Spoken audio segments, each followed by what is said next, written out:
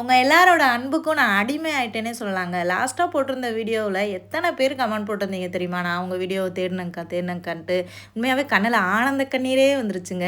இத்தனை பேர் நம்ம மேலே பாசம் செலுத்த இருக்காங்களா அப்படின்ற மாதிரி. பொதுவாக ஏதாவது ஒரு விஷயம் நடக்குதுன்னு வைங்களேன், மனசை கஷ்டப்படுத்துகிற மாதிரி, அதையே யோசிச்சுக்கிட்டே இருக்கிற கேரக்டர் நான் கிடையவே கிடையாதுங்க. என்ன நடந்தாலும் அது அது பாட்டுக்கு நடக்கட்டும், நம்ம நம்ம பாட்டுக்கு வேலையை பார்ப்போம் அப்படின்னு தான் நான் எப்போவுமே இருப்பேன். ஆனால் இப்போ இந்த 2 நாளாக அதனால் கடந்தே வர முடியல. மனசு கஷ்டமாகவே இருந்துச்சு. சில பேர் கேட்டிருந்தீங்க, அது என்னன்னு சொல்லுங்கக்கா அப்படின்னு சொல்லிட்டு. எல்லா விஷயங்களையும் நம்ம சோஷியல் மீடியாவில் சொல்ல முடியாது பார்த்தீங்களா? ஸோ நீங்கள்லாம் என் கூட இருக்கீங்கன்ற ஒரு நம்பிக்கையில் பழைய மாதிரி வீடியோ போட ஆரம்பிப்போம். ஸோ இன்றைக்கி வந்துட்டு நண்டு வாங்கிட்டு வந்திருந்தார் ஹஸ்பண்டு. அதோட நண்டு வச்சு ஒரு ரசமும் நண்டு கிரேவியும் தான் வந்து பண்ணினேன். மூத்தவன் ஆதவுக்கு கொஞ்சம் இருமலாகவே இருந்துச்சு. ஏன்னா ப்ரூனே நாட்டில் எப்போ மழை பெய்யும் எப்போ வெயில் அடிக்கனே தெரியாது. கிளைமேட் சேஞ்ச் ஆகிட்டே இருக்கும். அந்த கிளைமேட் சேஞ்சினால சின்ன பிள்ளைங்களுக்கு சளி பிடிச்சிட்டே இருக்கும். அதனால தான் இன்றைக்கி ரசத்தை போட்டு வச்சு. ஆனால் சூப்பராக இருந்துச்சுங்க நண்டு ரசம்.